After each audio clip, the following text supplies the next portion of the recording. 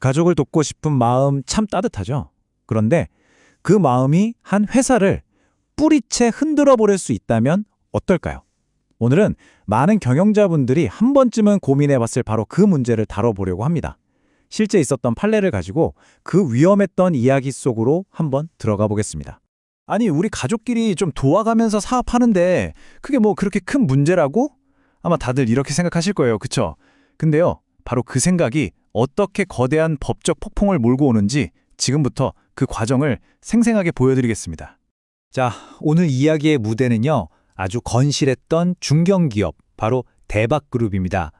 그리고 주인공은 누구보다 가족을 끔찍히 아꼈던 김 회장이고요.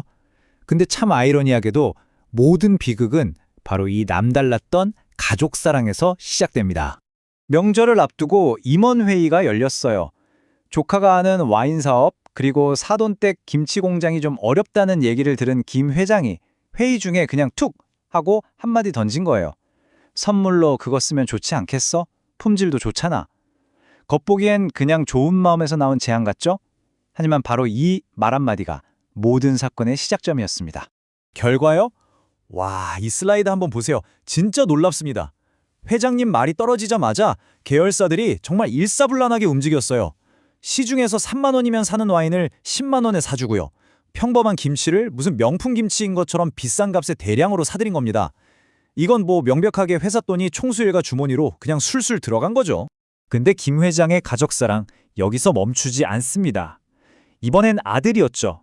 아들이 새로 세운 IT 회사가 있는데 여기에 힘을 실어주겠다면서 그룹의 아주 핵심적인 계열사 주식을 말도 안 되는 헐값에 넘기라고 지시한 겁니다. 뭐 어차피 한 가족인데 좀 싸게 넘기면 어때? 세금도 아끼고 좋잖아.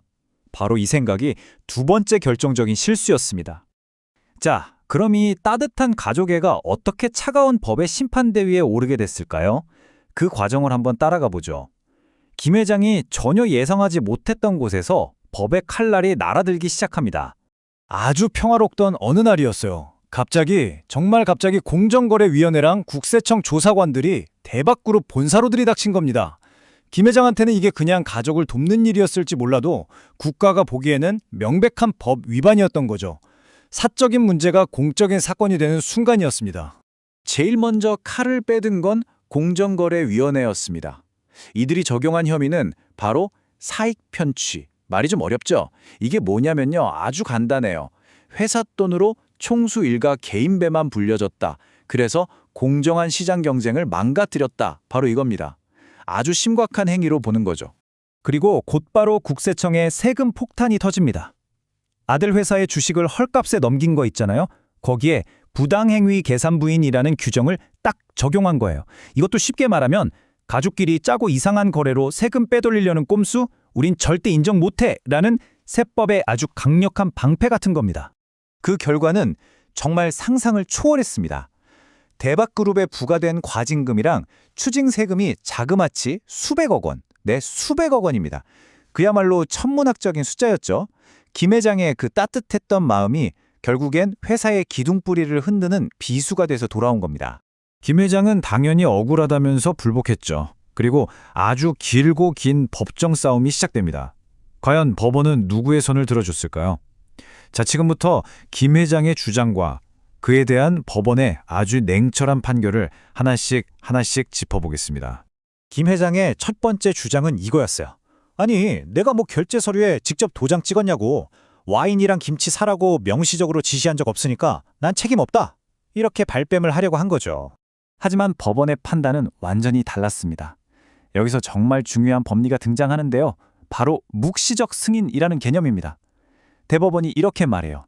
직접 도장을 안 찍었어도 회의에서 그런 말을 해서 분위기를 만들고 나중에 그 일이 진행되는 걸 알면서도 가만히 있었다면 그건 암묵적으로 승인한 거다. 그러니 책임이 있다. 즉, 말 한마디의 무게, 심지어 침묵의 무게까지도 법적 책임이 된다는 겁니다. 김 회장의 두 번째 방어 논리는 한층 더 교묘했어요. 내 조카 와인이나 사돈 김치는 세상에 하나밖에 없는 건데 이걸 뭐랑 비교해서 정상가격을 매기냐? 그러니까 우리가 비싸게 사줬다는 증거 자체가 없다. 이렇게 주장한 거죠. 이 주장, 와, 꽤 그럴싸하게 들리지 않나요? 하지만 법원은 이런 꼼수 통하지 않는다고 봤습니다. 판결이 아주 실용적이에요. 세상에 완전히 똑같은 건 없어도 비슷한 상품들의 시장 가격을 보면 합리적인 정상 가격의 범위를 충분히 추정할 수 있다. 결국 누가 봐도 이건 명백한 고가 매입이었다는 거죠. 마지막으로 주식 거래에 대한 항변입니다. 아니, 내 아들한테 회사 주식 좀 싸게 파는 게 뭐 어때서? 이건 지극히 사적인 일이고 가족 간의 일인데 여기에 국가가 왜 끼어드냐 이렇게 목소리를 높였습니다. 법원은 이 주장도 단칼에 잘라버렸습니다. 핵심 키워드는 바로 경제적 합리성이었어요. 판결의 요지는 이겁니다. 만약에 거래 상대방이 생판 모르는 남이었어도 이 가격에 팔았겠느냐? 절대 아닐 거다. 이건 정상적인 거래가 아니라 오로지 세금을 피하기 위한 비합리적인 행위일 뿐이다. 가족이라는 이름이 비상식적인 거래의 방패가 될 수는 없다는 겁니다. 자, 이 씁쓸한 이야기에서 우리는 어떤 교훈을 얻어야 할까요? 이게 그냥 남의 얘기가 아닙니다. 바로 여러분의 회사를 위험에서 지킬 수 있는 아주 중요한 원칙들이 여기에 다 담겨 있거든요. 에이, 이건 뭐 대기업 회장님들 얘기지. 나랑은 상관없어. 혹시 이렇게 생각하셨어요? 만약 그렇다면 그게 바로 가장 위험한 오해입니다. 회사가 크든 작든 가족이랑 같이 사업을 한다면 누구에게나 이 법의 잣대는 똑같이 적용됩니다. 그렇다면 이 씁쓸한 교훈을 통해 내 회사를 지키려면 어떻게 해야 할까요? 핵심 원칙 4가지, 이건 꼭 기억해 두세요. 첫째, 회사 통장이랑 내 개인 지갑 철저하게 분리하셔야 합니다. 둘째, 가족과 거래하기 전에 스스로에게 딱 이 질문 하나만 던져보세요. 이거 생판 남한테도 이 조건으로 할 수 있나?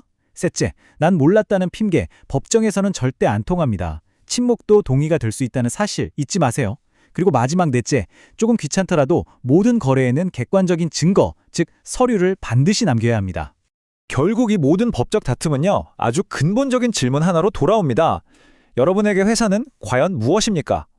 내가 필요할 때마다 마음대로 돈을 뺏을 수 있는 우리 가족의 돼지 저금통인가요? 아니면 사회에 책임을 지는 독립된 법인인가요? 이 질문에 대한 여러분의 생각이 바로 여러분 회사의 운명을 결정하게 될 겁니다.